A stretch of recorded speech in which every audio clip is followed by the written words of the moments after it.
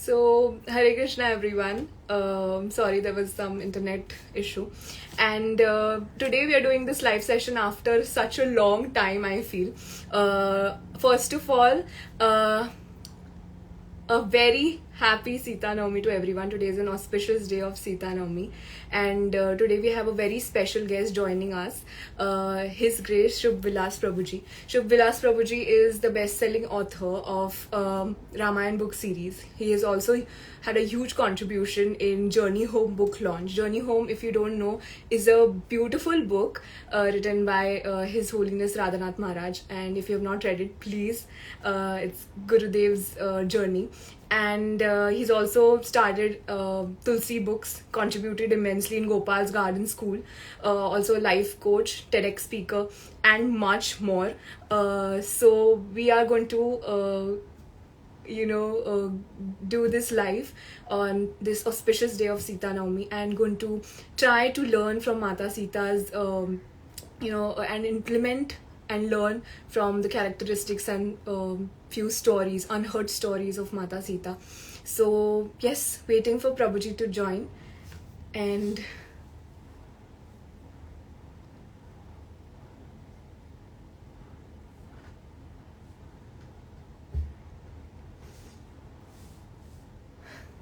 waiting for Prabhuji to send a request so that we can uh, start this session.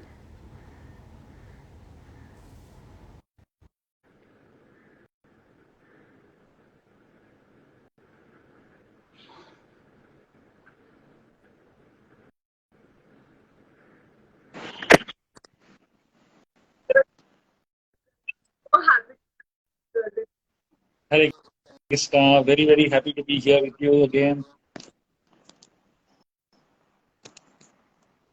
I am not able to hear you somehow. Can you hear me? One second. Just trying to figure out why I'm not able to hear you. Can you hear me clearly? Wow.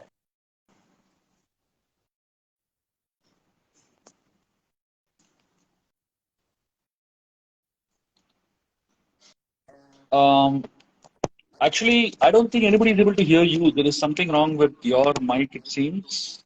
You're muted or something. uh, One second. Yeah, now we can hear you. Now we can hear you. Yes. So, first of all, welcome Prabhuji. So happy to have you here. Very grateful to KTN Prabhuji to arrange this session today. And happy Sita Navami. We are excited to hear some of Mata Sita's untold stories. Anagha, somehow your voice is breaking, So it was very clear some time back, but somehow after I joined in, it kind of became a little. Okay, can you hear me now, Prabhuji? Yeah, yeah. I mean, I can hear you, but it's a little muffled. Okay, okay, Maybe the internet is not too good. Maybe that's the reason. okay. First, We'll continue, and then we'll see how.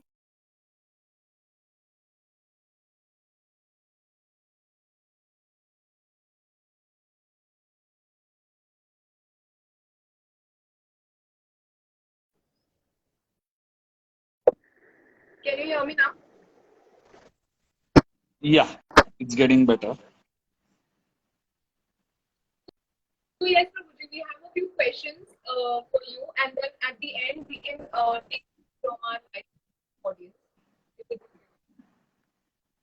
Anagha, I think your internet connection is pretty bad, So it's pretty shaky. Okay.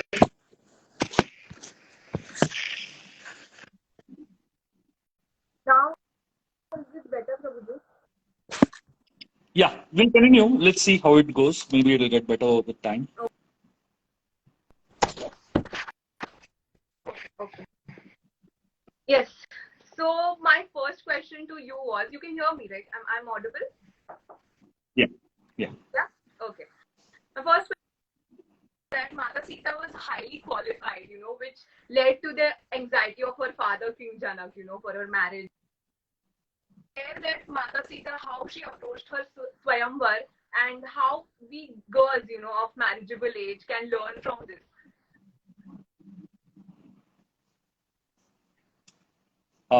Thank you for your question. I'll just repeat your question, just in case some people didn't hear the question well, because your sound is a little muffled sometimes. So basically, your question is that Janak Maharaj was very anxious of Sita's marriage, and especially because she was so overqualified and she was not getting the right person to get married to. So the question is, how do girls who are of marriageable age find their partners, and how did Sita approach her Swayamvar? Correct. Am I right? Yes. Okay. Yes. Okay.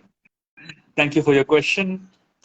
So, first of all, I would like to help people understand the context behind the marriage of Sita with Ram, so that the whole thing gets built up properly. So when Janak Maharaj had proposed a Swayamvar for Sita, which involved the lifting of the bow of Lord Shiva, um, Janak knew Sita's powers. Sita, from her childhood, exhibited such great powers that no ordinary man could have married her and been able to handle the power of Mother Sita. And therefore, it was very important for Janak to find someone who will be as qualified and as powerful as Mother Sita to marry her. When it comes to marriage, it is women look for three things. And Mother Sita, she was looking for three things in the man that she wants to marry. The first thing that Mother Sita was looking for was someone who was extremely powerful and could protect her. The first thing that a woman looks for in a man is the ability to protect. The second thing that Mother Sita was looking for in someone who would marry her was self control. Mm. This is a very important thing that a woman needs to see in her man, the ability to control himself. And the third thing that Mother Sita was looking for in a man, which is much more important than the first two actually, is the ability to express clearly. Mm. Most men do not have the ability to express clearly. They have very confused expressions, and or rather, many times they hardly express. Correct. For a woman, the ability to express is very important. And a man who has the ability to express his heart clearly and in the right way, that's what a woman is looking for in a man. So Mother Sita saw all these three qualities in Lord Ram. The first is the ability to protect her and take care of her. Lord Ram lifted the Shiva Dhanush, and that itself showed his powers. He had the ability to do something that 5,000 men together couldn't do. And just looking at Ram's personality and physique, Mother Sita understood that this is the right person. The second thing that Sita saw in Ram was um, his self control. The Mm. entire world, thousands of people were dying to um, marry Sita. Mm. And here is someone who's qualified to marry Sita. And Ram is saying, I cannot marry her unless my father, Dashrath, permits. Which means that he had great self control. I mean, wars have been fought over Mother Sita's beauty. And here is someone who is qualified to marry Mother Sita. He's saying that I don't want to marry unless and until my father permits. So it showed his self control. And the third was the ability to express. Most men, so men and women are their mindsets and their personalities are very different. When a man is in a problem, usually a man solves his problem by thinking. So when a man comes back and he is in some anxiety, he stops speaking. He starts thinking, and he becomes very quiet. Mm. But for a woman, when she goes through a problem. The way she deals with problem is by speaking. She has to solve her own. She has to talk to somebody immediately. And the more she talks, the more clarity she gets. True. So the typically when a man is quiet and he's trying to solve his problem, um, the wife goes and asks him, can you tell me what your problem is? We can discuss it. I can try to help you." So for a man, if the wife is trying to help him solve his problem, it hits the ego, and the man thinks that that means I can't solve my own problem. So he becomes even more quiet, you know. And so the wife thinks that if he's so quiet, that means the problem is really big. So she wants to discuss it out, you know. So it becomes very complicated because the way a man and woman function are different. And therefore, one of the things that a woman looks for in a man is the ability to express clearly what is going on inside.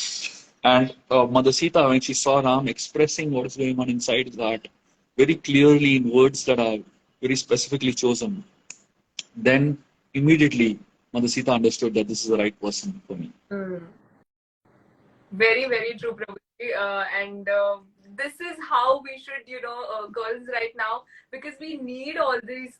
We don't know how to look for qualities, Prabhuji, when we look for proposals for marriage, and it's really important that all these things are cleared right now, because girls nowadays don't know how to look or what quality to look, in Prabhuji, and it's very important because Mata Sita is always as an ideal mother or daughter-in-law or wife, an ideal guru of and I feel like when Krishna was here, Krishna's is full of magic, done in Vrindavan. Like Gurudev also said that he had putting up Govardhan on his little finger, and all things were very magical. But when it comes to Lord Rama and Mata Sita and the story, we relate to it more because they were ideal couple, and their journey is like a normal, can you understand what I'm saying? That we can relate to it very, very, very closely.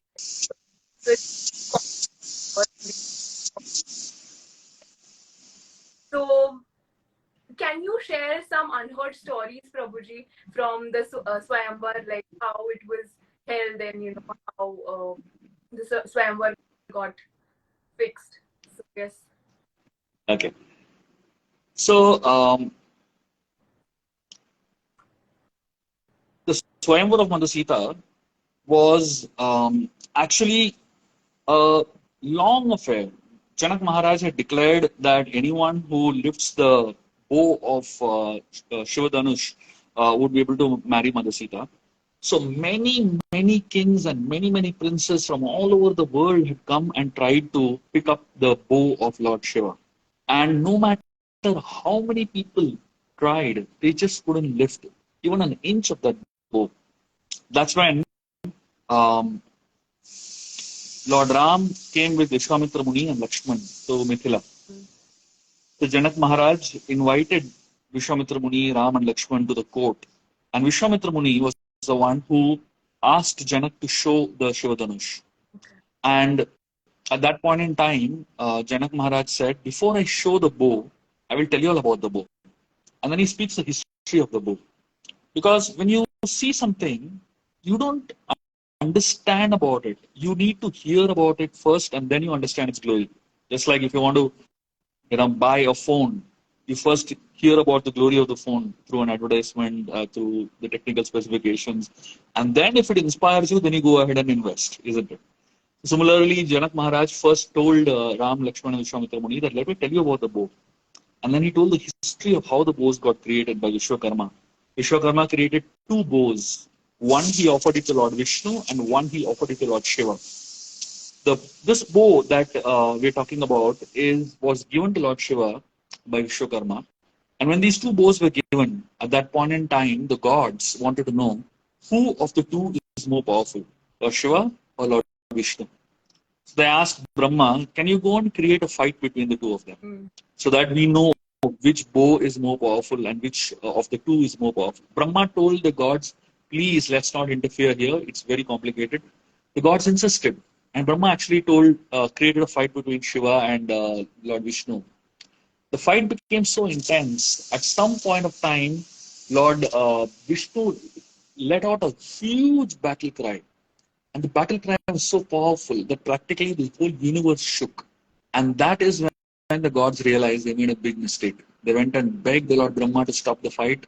And Brahma went and requested Vishnu and Shiva, and they stopped the fight. At that point in time, that bow of Lord Shiva, eventually he gave it to um, a king named Devavrata. And that Devavrata was in the family of Lord Ram. So it came down of in the lineage of Devavrata.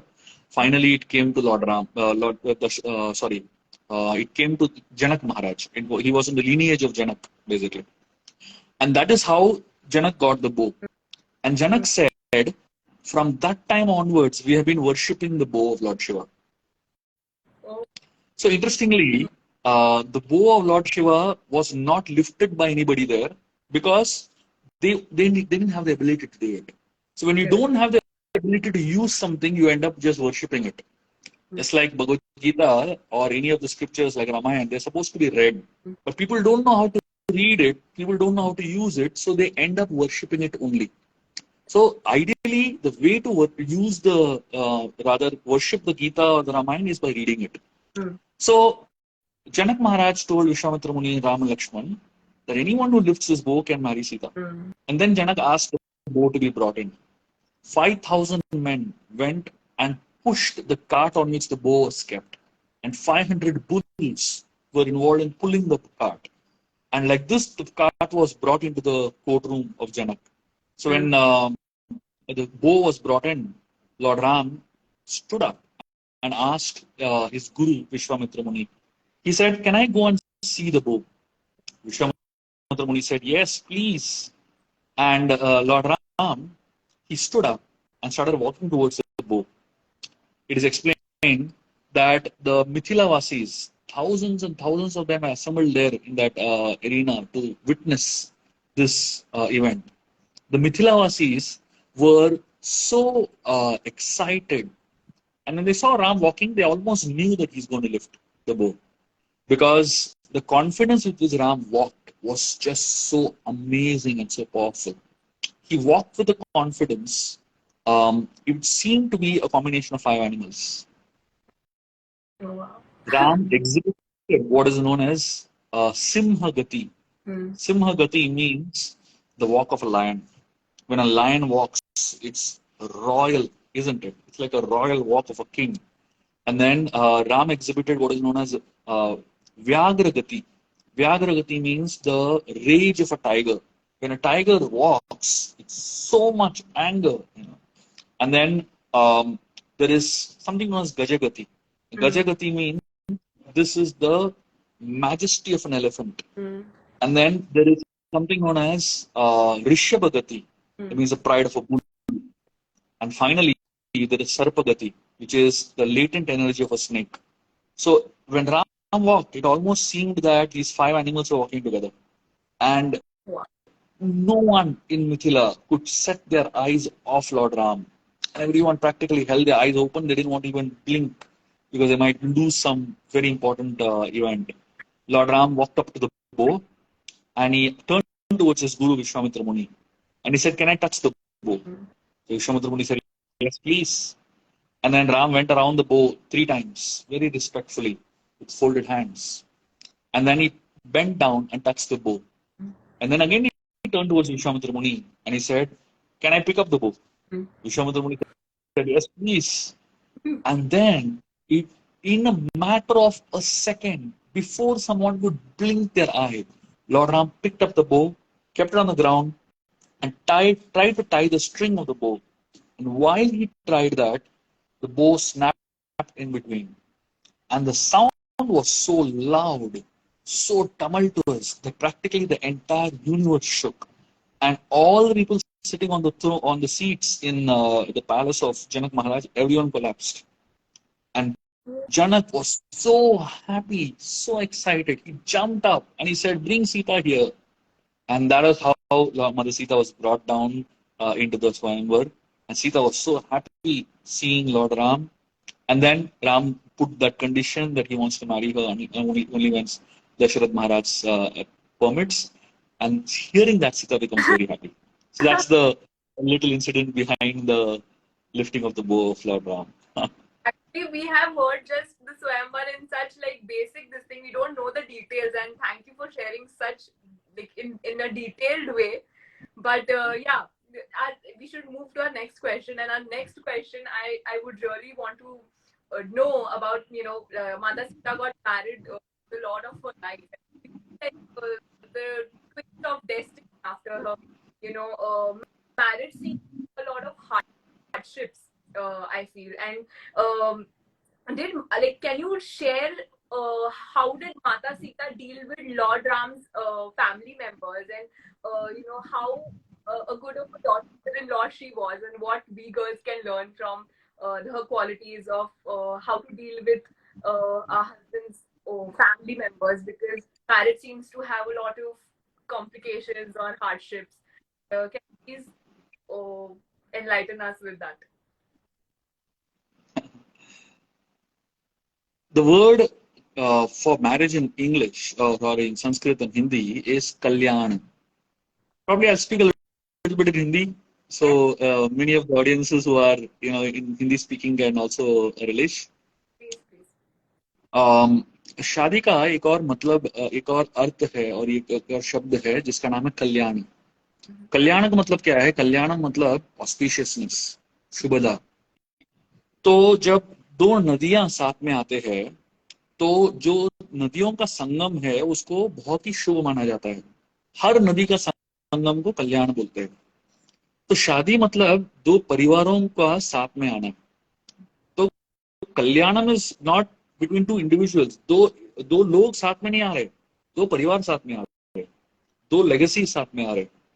जैसे दो नदियों में बहुत सारे बूंद होते हैं और इतने सारे बूंद एक साथ आते हैं तो एक विवाह में इतने सारे लोग होते हैं और वो सारे लोग एकत्रित हो जाते हैं और वो जो संगम है उसको कल्याणम बोलते हैं.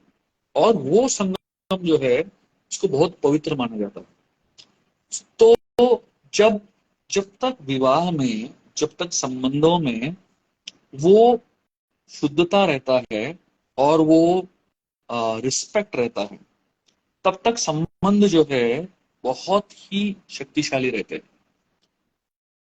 जब जैसे ही निरादर आ जाता है संबंधों में, जैसे ही लोग एक दूसरे को थोड़ा सा नीचे देखने लगते हैं तब संबंध टूटने लगते हैं. तो सबसे महत्वपूर्ण चीज संबंधों को जोड़ के रखने के लिए वो है आदर. दो लोग, दो परिवार एक दूसरे को जब तक आदर करते हैं तब तक संबंध बहुत ही शक्तिशाली होते हैं. तो सीता देवी जो है उन्होंने अपने परिवार को और अपने ससुराल में जितने लोग हैं उनके साथ आदर पूर्वक वो डील कर रही थी. और उतना ही नहीं, दशरथ महाराज और सारे उस सीता देवी के ससुराल वाले हैं वो लोग भी सीता के साथ आदर पूर्वक पेश आ रहे थे. वो आदर जो है सबसे महत्वपूर्ण चीज है छोटे बड़े चीजों में.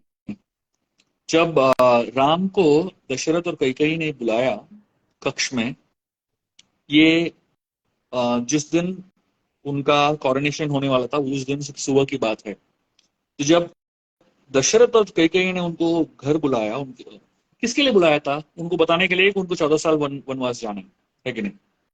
ये तो ऑब्वियसली इस समय किसी को मालूम नहीं था. लेकिन जब राम उठते हैं और निकलते हैं वहां से, एक चीज बोल के जाते हैं सीता को. क्या कहते हैं सीता को? कि जो भी माता और पिता करेंगे हमारे लिए वो हमारे लिए अच्छा है. तो मतलब पहले ही सीता का मन जो है वो बना रहे थे ये जो भी आने वाला है वो हमारे लिए अच्छा है स्वीकार करने के लिए. तो जब हम अपने बुजुर्गों को देखते हैं, हमारे माता पिता को देखते हैं, हमारे सगे संबंधियों को देखते हैं जो हमसे बड़े हैं, जो भी कर रहे हैं, जो भी बोल रहे हैं वो हमारी भलाई के लिए बोल रहे हैं, ये सोच के हम लोग जीवन बिताएंगे तो हमारे लिए बहुत अच्छा होगा.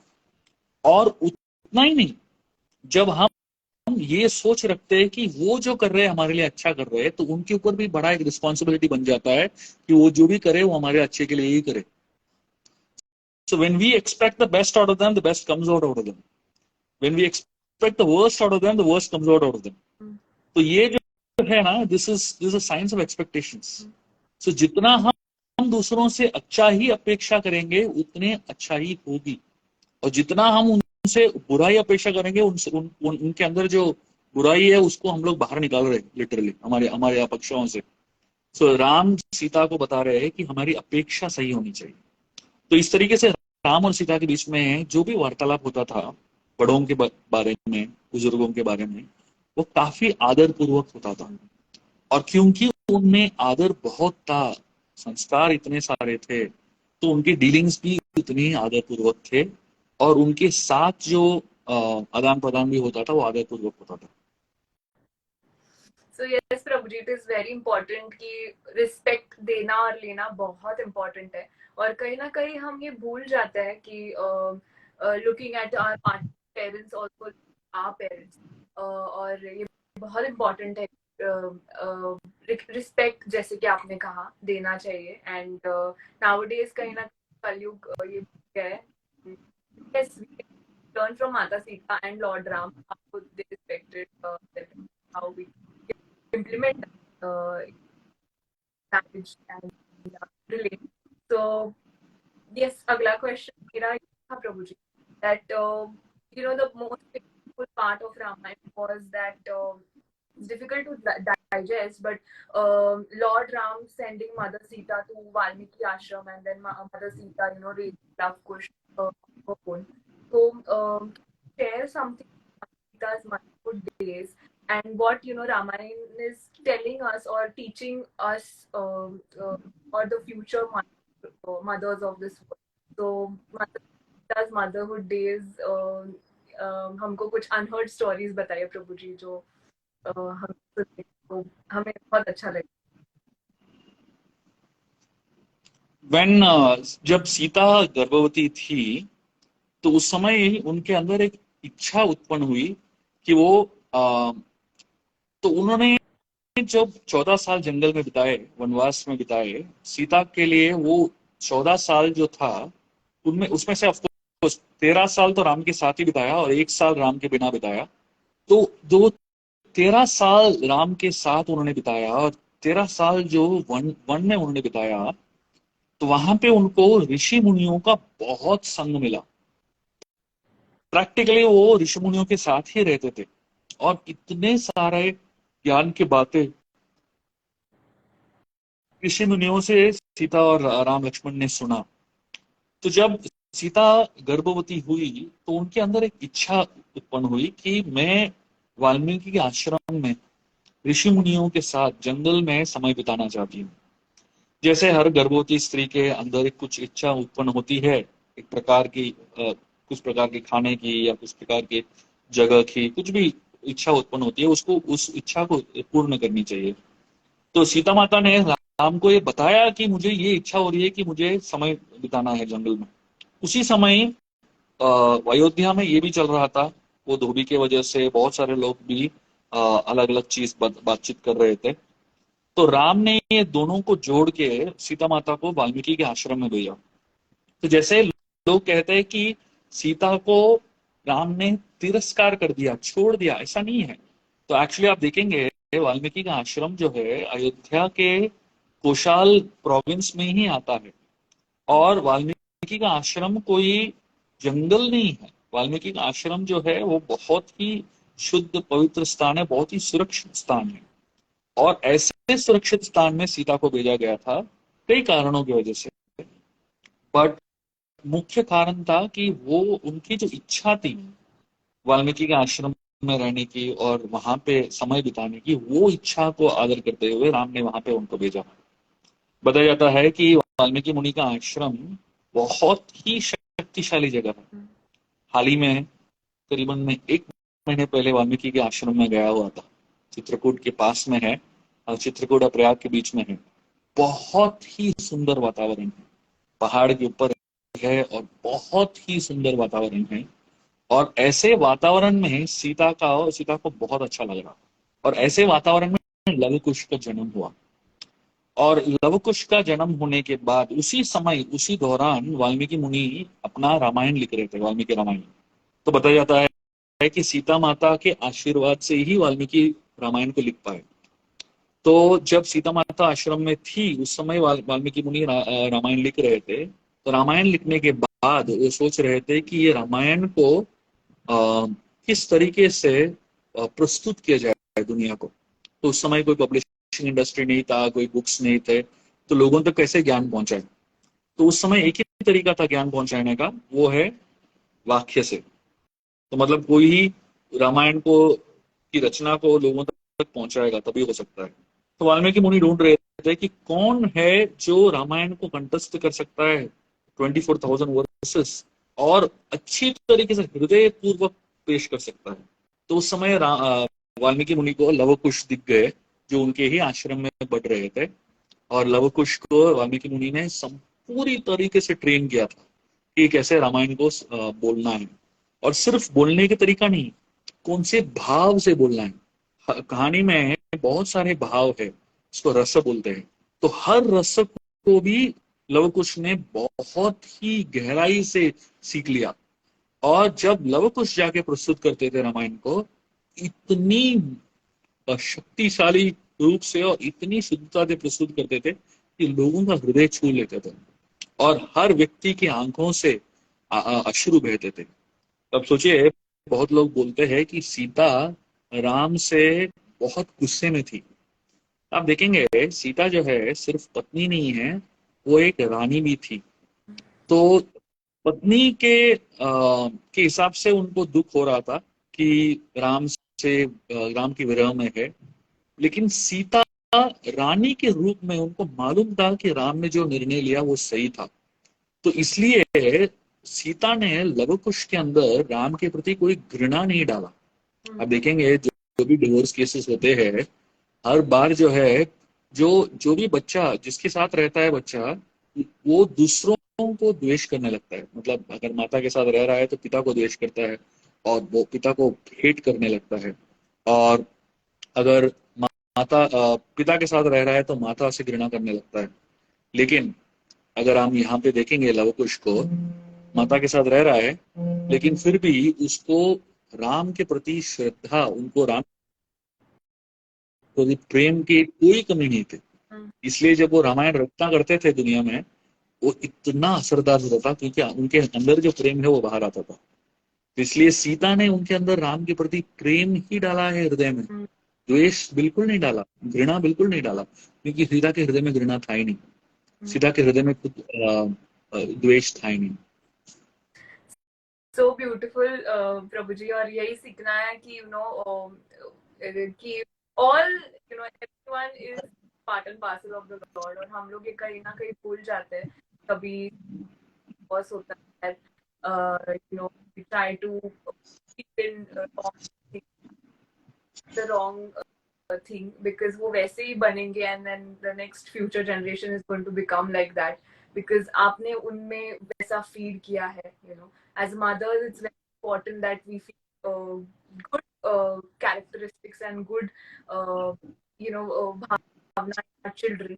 So like you said, it's very important learn from Mata Sita. And yes, lastly प्रभु जी मेरे को नेक्स्ट क्वेश्चन ये था कि हम लोग ने बहुत बार we've heard Lord Ram's relationship with Hanuman ji, right? But can you share like some interactions of Mata Sita with the glorious Hanuman ji? Because वो हम लोग को ज़्यादा सुना नहीं। Thank you for that beautiful question. When Hanuman went to Ashok Vatika in Lanka, at that point in time, Hanumanji met Sita for the first time. The interaction between Hanumanji and Sita is there in the Sundarkand of the Valmiki Ramayana. The Sundarkand of the Ramayana is known as Sundar for many reasons. And one of the reasons that it is known as Sundar is because of the dialogue between Sita and Hanuman, which was so beautiful. And therefore, that section is known as Sundarkand. Because of one of the reasons is because of the dialogue between Sita and Hanumanji. And the dialogue between Sita and Hanumanji is so amazing and so beautiful. I'm just going to give you one small glimpse of the discussion between Sita and Hanuman, of the many, many things that happened. We could probably speak for a few hours on this, just the discussion. But I wanted to bring out a beautiful section of this discussion when Hanuman saw Sita for the first time. So when Hanuman jumped in front of Sita, so Hanuman was hiding on a tree behind a leaf and narrating the Ramayana. Sita heard the Ramayana from Hanumanji. She loved it. And at some point, Hanuman stopped narrating because he completed the story and then he jumped down. When Hanumanji jumped down, Sita felt, why did he stop speaking? He was speaking so beautifully on Lord Ram. Why did he stop speaking? Sita wanted to hear a little more from Hanumanji on Lord Ram. So she purposely spoke something that hurt Hanumanji. She said, wait there, don't come towards me. So Hanuman was in a very tiny form walking towards Sita.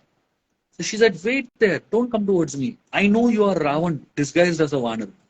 Can you imagine? Sita is calling Hanumanji Ravan. So Hanumanji felt a little bad. But then Sita said something amazing. Sita told Hanumanji, I will first test you and only then I will accept you. She told him, if you are really a messenger of Lord Ram, then I want you to describe Lord Ram to know if you have really seen him, if you really know him. And then Hanumanji smiled so beautifully. He was so happy because Sita is telling him to do the very thing that he loves to do, isn't it? Hanuman loves to speak about Lord Ram. He loves to describe Lord Ram.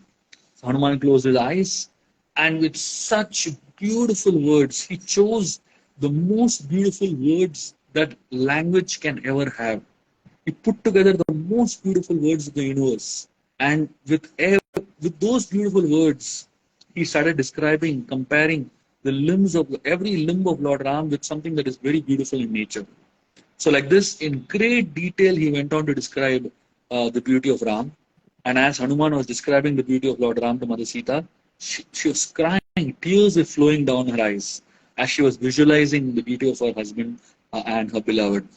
And that is the way in which Hanumanji and Mother Sita met for the first time and they connected for the first time and discussed the beauty of Lord Ram for the first time, which was both of them the center of their lives. Oh, wow. Beautiful, Prabhuji. Thank you for sharing this because all these details we really don't know because as children we've all seen Ramayana but we failed to have not shown us in such detail. We don't know Ramayana in such detail. But thank you for sharing. And yes, I want, there is a Prabhuji. Like, many people say that Mata Sita, taken as a victim and we don't see her as like a strong woman or demise of her victim. And I think that's a misconception of men. And I would love to like for you to tell us that it's a wrong misconception that we've all kept for Mata Sita. And can you please enlighten us on that? I'll repeat your question. You are saying that Mother Sita is portrayed as a very soft person, Yes. but she's actually a very powerful and very strong person. How do you understand to reconcile the two? Isn't it? Is that your question?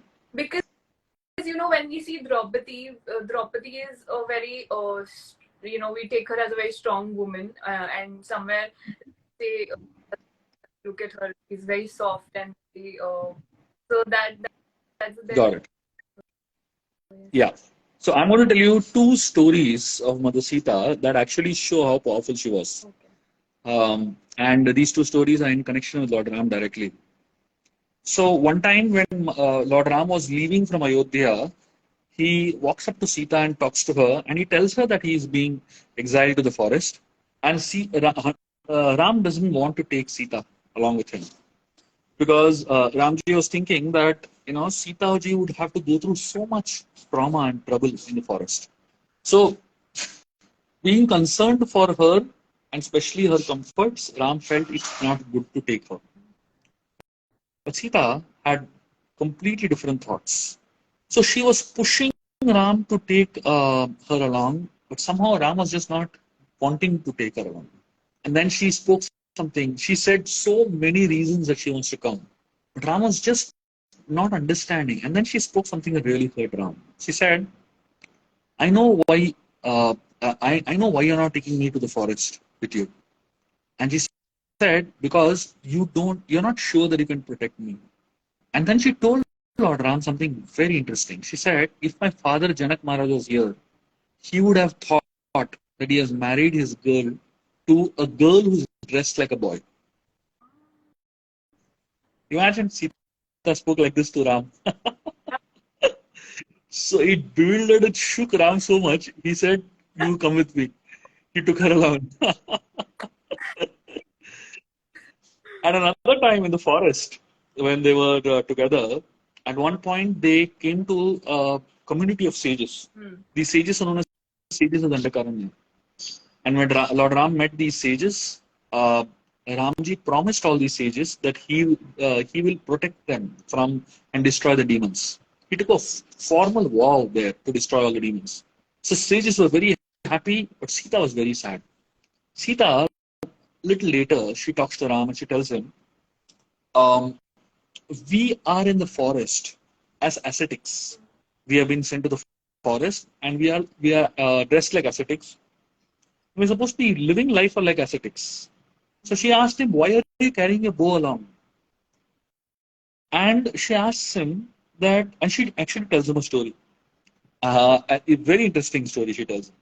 She tells him that many years back, Indra was a little insecure of one sage. And Indra wanted, so that sage is doing a lot of tapasya. So Indra was feeling that maybe the sage is going to take over my post, you know. So Indra went to this sage and he gave him a sword. He told the sage, can you please hold this sword for me? I just have to answer nature's call and I'll come back. Like, this is a very powerful sword. I can't keep it on the ground. The sage said, fine. He was holding the sword. Indra went. He never came back. After some time, the sage, he didn't know what to do with the sword in his hand. So he said, anyway, I have it in my hand. Let me try how it works. He cut a log of wood and it split into two in one swipe. Then he went out and cut a tree. The entire tree collapsed in one cut. So like this, the sage was going mad at the power of the sword. He started using it on animals. And then eventually the sage became a dacoit, completely forgetting his path. And Sita tells this story to Ram. And she tells him, if you have a bow in your hand, you will use it. And she tells him, that's why you should not carry the bow unnecessarily. Can you imagine Sita telling this to Ram? So, there are some instances like this where Sita was really intense in the way she connected. Yeah. So the beauty of this whole thing is that Janak Maharaj, when he hands over Sita to Lord Ram, he says many things. And one of the things that Janak says is, this is dharmacharini tava. So he tells, Sita is dharmacharini, means when you follow the path of dharma, he's telling Lord Ram, when you follow the path of dharma, she will follow you. But when you deviate from the path of dharma, she will correct you. This is the quality of Mother Sita. So whenever Sita saw Ram deviating from the path of dharma, she stood up and spoke. That's very true, Prabhuji, and that's how a husband and wife, is meant for each other, like for their spiritual growth as well. A wife is supposed to follow her husband's footsteps regarding spiritual activities, but when it's needed, if he deviates and he's not following, the path, and there the wife's role is there, to correct her husband. So very true, like you said. So we are completed with our questions, Prabhuji. And I just read one question. Someone had asked, can you please tell us the story about Agni Pariksha? Because it's also because Mata Sita was not the original Sita when she had gone, right? There's a backstory behind that, and not many people know about it. So please, can you please share? Yes. So the story of Agni Pariksha is connected with the story of a lady named Vedavati. So Vedavati was very intensely wanting Lord Vishnu as her husband. This story is connected to the Kurma Puran of the Ramayana. So And also, this story is in the Sthala Purana of Tirupati Balaji. So I'll explain the whole story first. So Vedavati, she was very intensely performing tapasya on a hill, wanting Lord Vishnu as her husband. At that point, Ravan passes over that hill in a Pushpak Viman, and he sees Vedavati. And he sees Vedavati, he's very attracted to her beauty. He jumps off the Pushpak Viman and tries to grab Vedavati by her hair.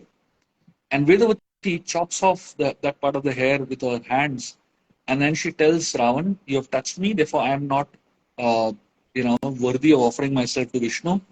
I will self-emulate myself." So she invoked the yogic fire from within her, and she burnt herself. And she told Ravan while leaving that I am going to be the cause of your death. So Vedavati, when she left this world, she went to Agni's abode, and she was burning with the desire to destroy Ravan. So later on in the Ramayana, when Lord Ram is going to search for the golden deer, on the desire of Mother Sita, at that point in time, Ram takes Mother Sita inside and hands over Sita to Agni Dev and tells Agni Dev to protect Sita. And Agni creates a Maya Sita, which is Vedavati come back in the form of Mother Sita. So when Vedavati comes back in the form of Mother Sita, at that point in time, Vedavati, she looks exactly like Sita, dressed exactly like Sita, in every form like Sita. And this Vedavati is the one that Ravan kidnaps. And after Ravan is killed in Lanka, Ram does not look at Sita at all. Because this is not Sita, this is not his wife. He is Ekapatni Vrata. He doesn't look at Sita at all. He tells her, "You go wherever you want." And Vedavati understands that Ram will not accept me because I'm not his wife. So Vedavati again goes back into the fire. Maya Sita is the one who tells Lakshman, create the fire. Ram never tells her to do Agni Pariksha. So she herself tells Lakshman to create the fire. And then she enters into the fire. She goes back to the abode of Agni. And then from the abode of Agni, Agni Dev brings the real Sita. And the moment the real Sita comes out, Ram's attitude is completely changed. He again becomes loving. He starts crying tears, and he really becomes affectionate towards her. And that is how Ram and Sita are united back again together. So this story is in the Kurma Purana of the Ramayana of Vyasdev, and this Kurma Purana gets into details of this particular story. And eventually, that same Vedavati appears as Padmavati and marries Tirupati Balaji. So, anybody has seen Padmavati's temple in Balaji? That is Vedavati, the Maya Sita. Thank you. Because we've not heard all these stories and setting us and hearing our misconceptions. But I have a few questions from our live audience. I guess only 2 minutes are left. So if one has questions for Prabhu regarding Ramayana, you can ask them on this live and you can get a few questions. Yes.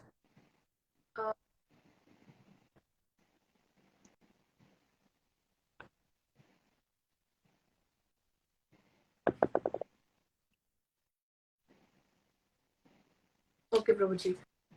So, I guess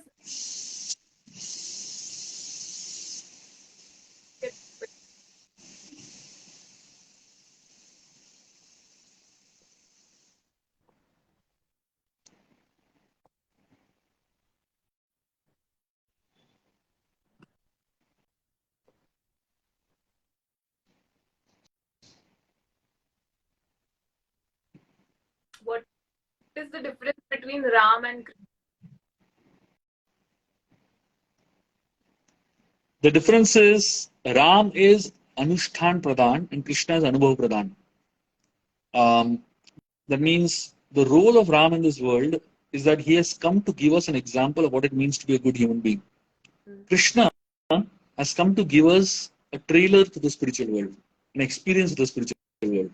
So when you see Krishna's stories, when you see Krishna's pastimes, you just fall in love with Krishna. And you feel like, seeing it more and connecting more. But when it comes to seeing Ram's pastimes, you feel that what it means to be a good human being in this world here. So that's the main difference between Ram and Krishna. Of course, Krishna is very naughty and Ram is very, very sober. Krishna, whatever he does to attract our hearts. All the naughtiest of naughty things, he does it to attract our hearts. Ram doesn't focus on attracting our hearts. He does what is right. True, Prabhu. Can you please explain the controversy of Bali Vad? Of the killing of Ali? Yes. Um, so, in fact, many of you who would want to hear the killing of Ali in great detail, you can just search for my name on YouTube and you'll find an entire 2 hour session I've done on the killing of Ali in great detail. But I'll tell you in essence, Wali was did the same mistake that Ravan did. He kidnapped Ruma, who was Sugriva's wife. Ravan kidnapped Sita, and Wali kidnapped Ruma. So technically, both of them have done the same mistake. So if Ram is going to kill Ravan, then he has to kill Wali also. And if he is going to spare Wali, he has to spare Ravan also. So the punishment has to be same for Ravan and Wali. And many reasons why Ram killed Wali from hiding. One of the reasons, rather, I'll give you two reasons for now. One reason is that Wali had Ruma in his captivity.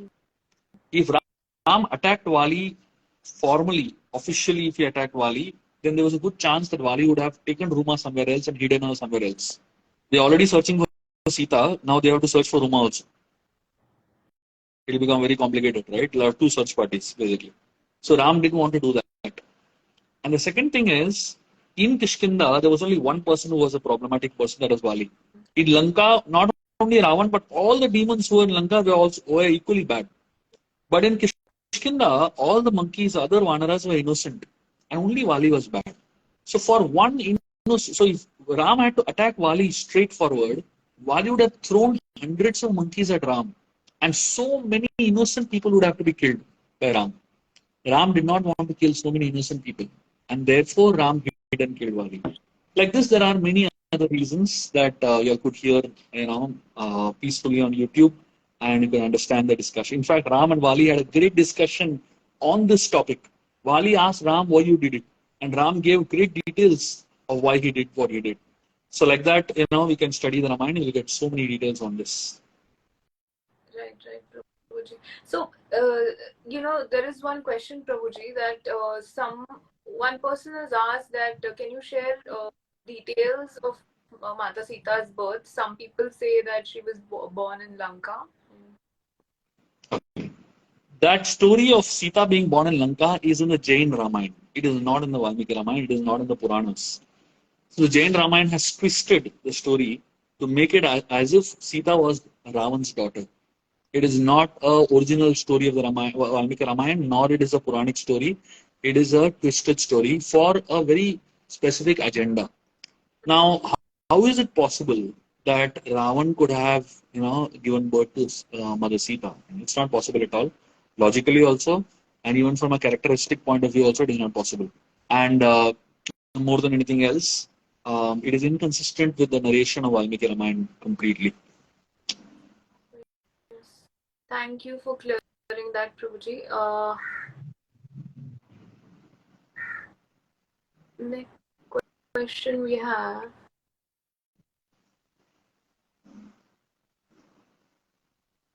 Someone is asking,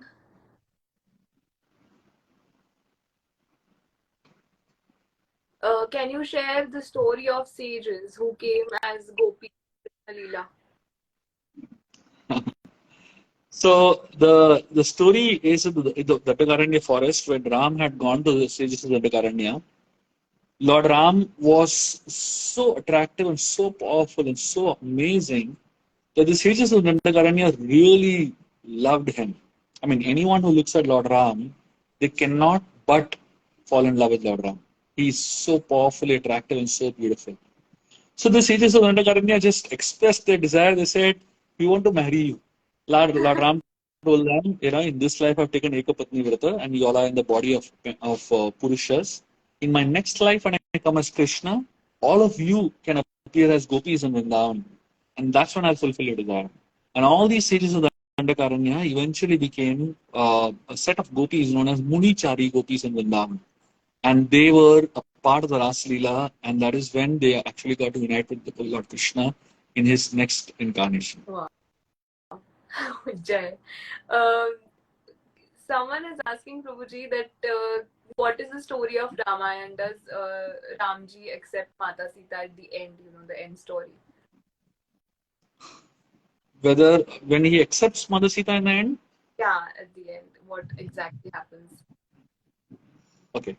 So the point is when Lavakush came and appeared in Ayodhya and they sang the whole Ramayana, everyone in Ayodhya was so touched, and they were very impressed by Lavakush's narration, and more than anything else, they were really very sad for Mother Sita. And at that point in time, Ram wanted to bring back Mother Sita to Ayodhya. And when Mother Sita was brought back to Ayodhya, Lord Ram wanted to have her back with him. At that point in time, Mother Sita herself said that I am done with this incarnation. I want to now go back to the earth. So it is explained that every incarnation of the Lord and every incarnation of Goddess Lakshmi, they have a very specific duration for which they are there. They have a very specific purpose for which they are there. After that purpose is achieved, then the pastime of winding up happens. Usually, the winding up pastimes are little painful in nature, but they also test your faith a little bit. Whether you see Krishna's winding up pastimes, whether you see Ram's winding up pastimes, or whether you see Sita's winding up pastimes, it'll do both. It'll give you a little pain, and it'll test your faith a little bit. So Mother Sita told Lord Ram that I am going back to the earth now. I am done with my pastimes in this world. And then the earth splits open, and Mother Sita enters into the earth. She is known as Bhumi Suta. She is born on the tip of a plow. She is born from the earth, and she goes back into the earth, basically. So that is how the winding up pastime of Mother Sita happens. So whenever you hear these winding up pastimes of the Lord and His consorts, you should understand that it's a matter of test of your faith. The Lord and His wife are eternal associates. There is no separation between them. It's just like the sun and the sunshine can never be separated. Similarly, Ram and Sita can never be separated. And these little separations that happen are only to enhance the love between Ram and Sita, and for no other reason. Thank you, Prabhuji. Um,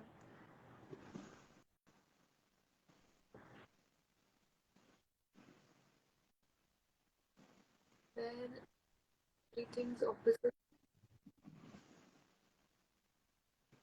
I guess we'll have a last question for today, Prabhuji. Everything in nowadays, some people are saying is completely opposite. Opposite being done in the modern times of the culture. We've had Mata Sita and Ramji. So, what exactly today in the okay, one person is asking Prabhuji, can you share few characteristics which today's women need to learn from Mata Sita and Radharani? What women can learn from Sita and Radharani? Is that the question? Okay. One of the things that I would really talk about, which is I feel the most powerful learning of Mother Sita, is when Ravan was killed by Ram, and after the killing of Ravan, at that point, Lord Ram tells Hanumanji to go and meet Mother Sita. And when Hanumanji comes to Mother Sita and meets her and tells her that Ravan is dead, and then Hanumanji asks Mother Sita, please tell me what to do with all these Rakshasis. There are 700 Rakshasis that have been guarding Sita for last 10 months, and they have been torturing her like anything, really troubling her. So Hanumanji tells Mother Sita, just tell me what you want me to do with them. Should I bite them? Should I beat them? Should I scratch them? Should I tear them apart? Tell me what to do. You know what Sita tells Hanumanji? She tells him, forgive them. So Hanumanji is amazed. He says, what? How are you saying you should forgive them? They have troubled you so much. Sita tells Hanumanji that these people have troubled me because their master told them to trouble me. If they had a bad master, therefore they acted bad. But if they have a good master, they will act good. So it is not their fault. It is the fault of the master. And Ravan is dead now, so I have nothing to give and take with this, and I'm forgiving them. Hanumanji is so amazed by this quality of Mother Sita. So this is one of the most powerful things we can learn from Mother Sita, I feel. As women especially, the ability to forgive. There is a very beautiful verse that says, Narasyabaram Rupam, Rupasyabaranam Gunam, Gunasyabaranam Jnanam, and Jnanasyabaranam Shama. This verse says, Narasyabaranam Rupam means of all human beings, the most beautiful ones are considered to be ornaments of society. And then it says, Rupasya Abaranam Gunam. The ornament of a beautiful person is his good qualities. And then it says, Gunasya Avaranam Jnanam. The ornament of a person with good qualities is knowledge. And then finally it says, Jnanasya Avaranam Shama. The ornament of a person who has knowledge is the ability to forgive. And therefore, the ability to forgive is considered to be the most beautiful quality that a human being can have. And that is epitome of Mother Sita. Thank you. Thank you, Prabhuji. Of course, we all women should be learning from these characteristics. And today, whatever stories you shared and unheard stories which we didn't know, we have learned a lot from this live session today. And of course, being chaste, chastity is very important for girls. Chastity, purity, forgiveness, nature, and forgiving nature. And I feel that. Today's girls somewhere are not implementing such qualities in their lives, because if we implement these things in our life, we are going to create the future generation in this world, and to implement those qualities inside them. So I feel that girls nowadays should be implementing Mata Sita's characteristics and be learning from them, so that our future generation is going to become a greater and a brighter generation. So it's very important for girls to learn from our Shastras and Puranas. Yes.